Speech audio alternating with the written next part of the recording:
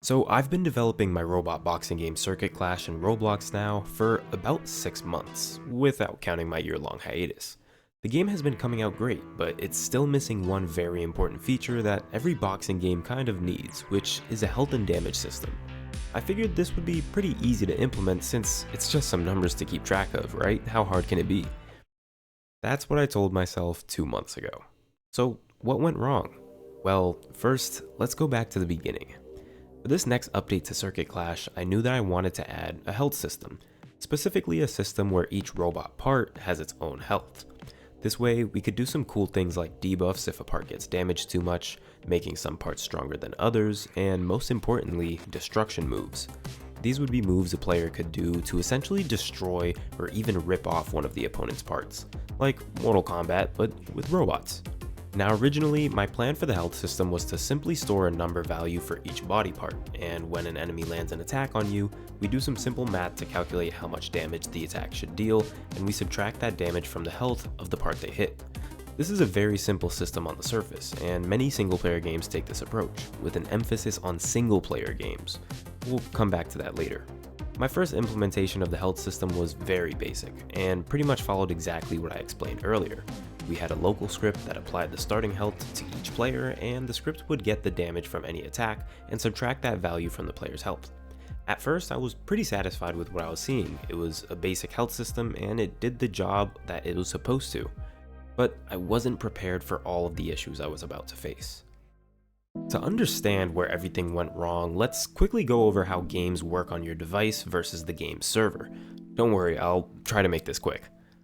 When you first join a game on Roblox, your device is being sent all the data from the server that's required for you to play that game.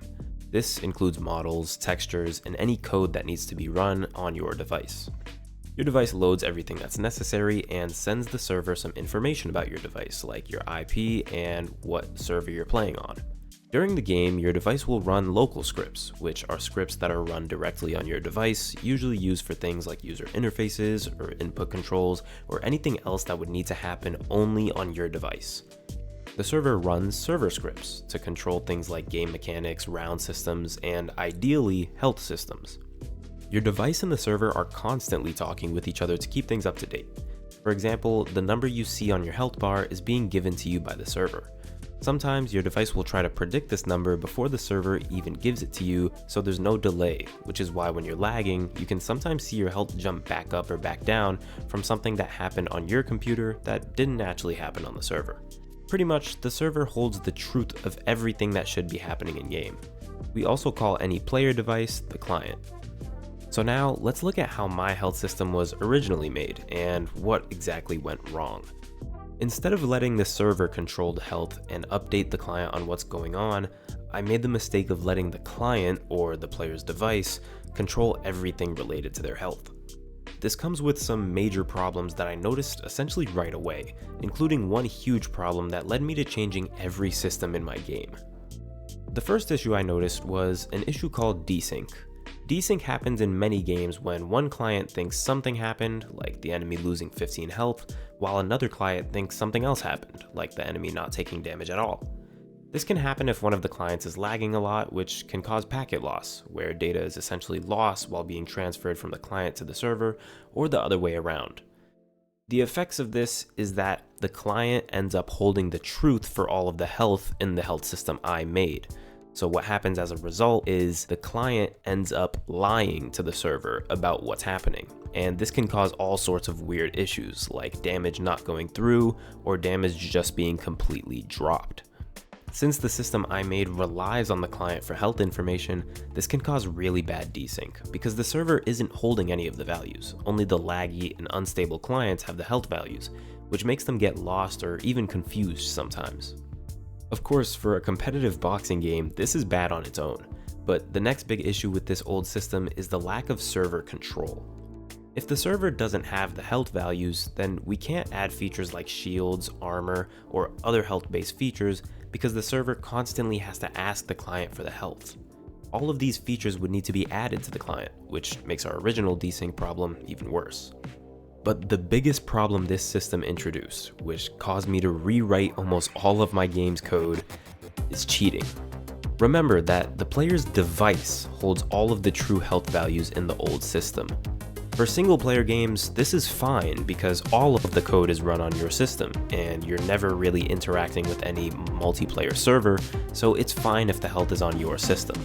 But for a competitive boxing game, holding the health values on your system means you can manipulate them. As Roblox developers, we can't control what apps the player's device runs. We can only control what the server does.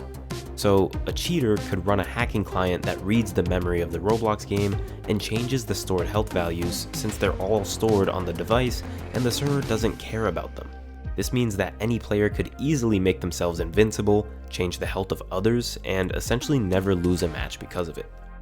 This is why it's so important to have the server store important values like health so the client can't mess with them. If the client tries changing a server value, it essentially can't because the client doesn't even know where the server value is.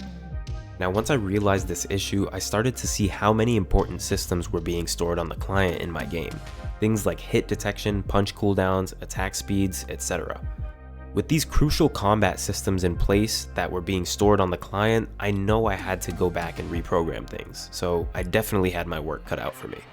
I knew about how important it was to implement things on the server to prevent cheaters, but I let it slip by me while developing.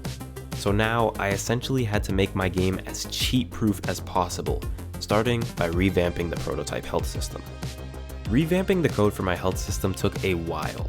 Health systems are pretty complex to implement when we want to take server authoritative approaches like the one I mentioned earlier. We want to make sure that the server is never trusting the client with any values like health, and that the server is always holding the true values. After I finished revamping some of the code, seeing the super complex health system I just wrote show just a few lines of text proving that it worked after 5 days of straight coding was honestly the best feeling ever. The new system works by storing each player's health values for each body part directly on the server. To show them in the user interface, the client essentially has to ask the server for permission to see the health value.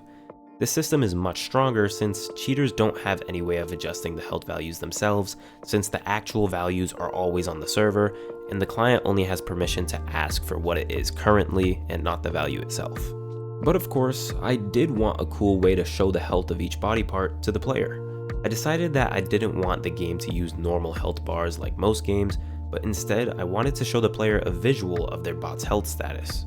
So I hopped into Blender and started getting some front view renders of the base robot model. This was honestly really fun, and I've never really played around with this visual style in Blender where I try to get this sort of illustration look, and it was honestly just a blast to even try this out. The final render results I got were really cool, and I tried to make them look like system interface visuals for the robot. I put the renders into Photoshop for some finishing touches and put them into the game. They ended up looking really nice, and the health will be shown on each part by moving the color of the part from white for max health, yellow for damaged, orange for moderately damaged, and red for heavily damaged. Now let's talk about how my health system is actually going to work in the game. Each part on the robot is going to have its own max health based on how protected it is. The torso has 500 HP, the head has 350 HP, and each arm has 250 HP. I did decide that for now, the legs can't be attacked, since the only attack that would be able to hit them anyways is a low kick, which I haven't added, and I'm not even sure if I want to add kicks to the final game. Implementing the part health and coloring system took a while, but was definitely worth it. The interface is definitely very basic right now, but it works perfectly for testing, and I like using this robot view instead of a health bar. Implementing this system took a while, and honestly there was a lot of math and linear interpolation I had to deal with just to get this part coloring system working, but I'm really happy with how it came out. But you must be asking, since we don't have a health bar in this game, what will make the robot get knocked down? I have a few ideas, but the one I like the most is what I'm calling the pressure system. Pressure is a mechanic where the more damage your bot takes in a short amount of time, the higher the pressure on your robot is. If your pressure hits 100, your robot is knocked down on the next hit. I plan to start working on a prototype of this pressure system in the next devlog, which should be coming out pretty soon. In the meantime, I'll be uploading some more types of videos on the channel to keep things rolling, so make sure you stay subscribed for that. If you want to stay updated, be sure to join my Discord in the description below. I'm usually Reggie, and I'll see you guys in the next one.